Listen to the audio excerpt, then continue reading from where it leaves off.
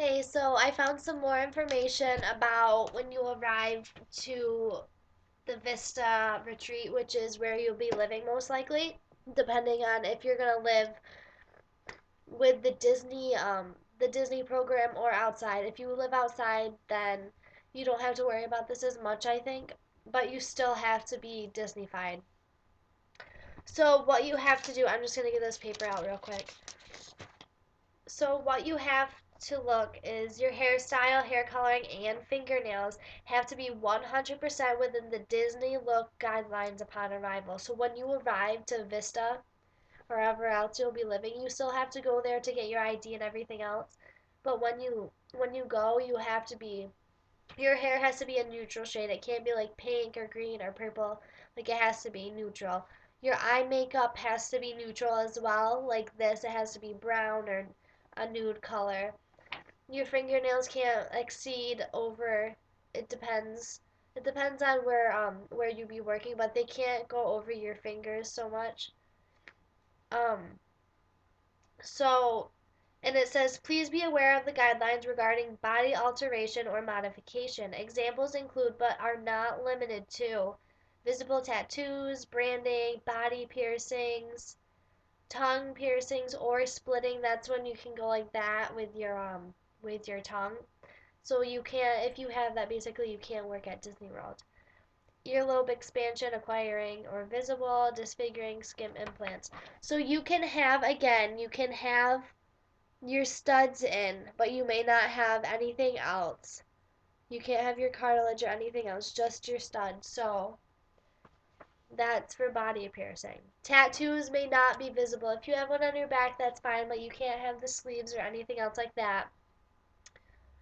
Um, and for men, you may have like a goatee or a beard, and you may have sideburns, but they may not go below your earlobe right there, and you have to have them trimmed. You must shave every single day, but you can still have this, but it has to be trimmed. It can't go over your lip right there.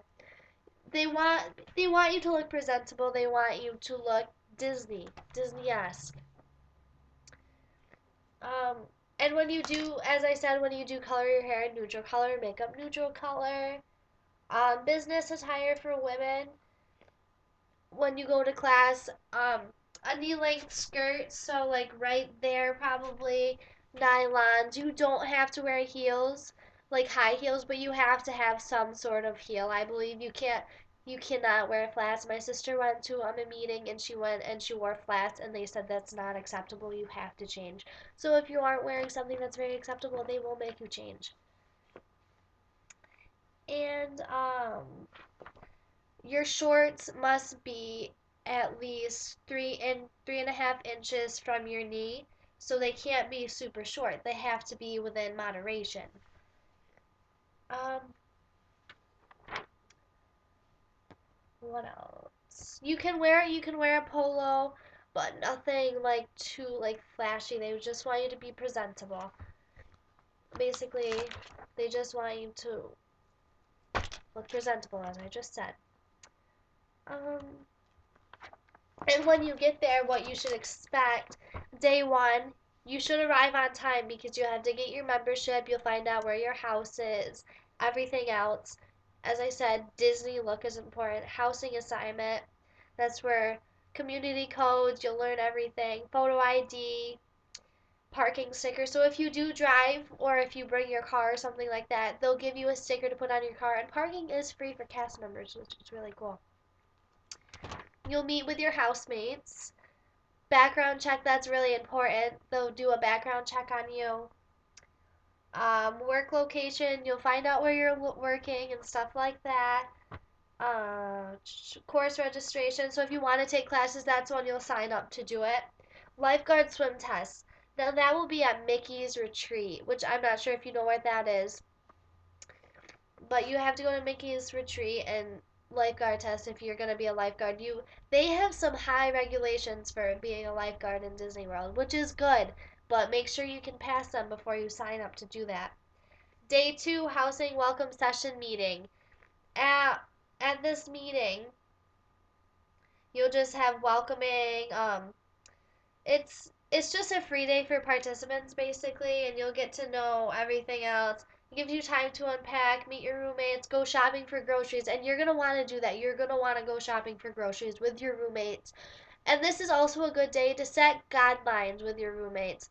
Like, if you don't want like weird things going on, you're gonna want a set list of rules and guidelines that you all agree on. Make sure everybody agrees, that's really important.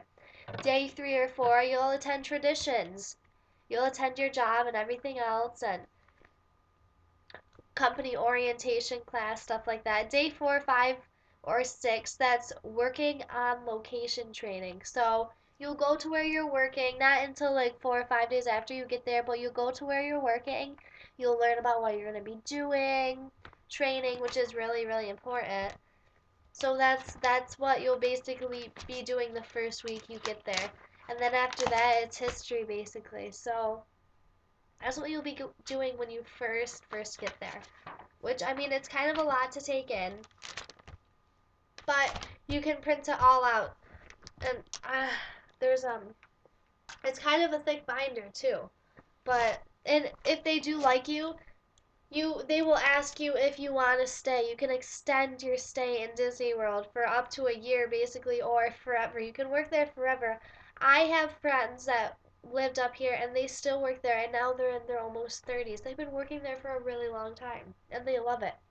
My friend actually met a boyfriend there. She met him, started going out with him, got engaged, and they got married. He proposed to her in front of Cinderella's castle. How romantic is that? So you can have the opportunity of meeting the love of your life, and it's really something else.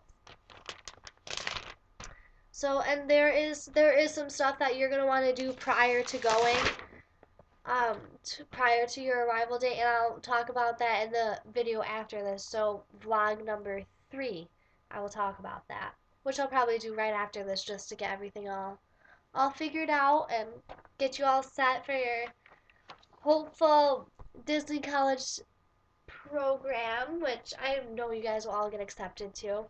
I'm really excited to apply. I'm gonna wait to apply for a few weeks though. But I'm really excited. I'm gonna start rehearsing because you'll get a phone interview.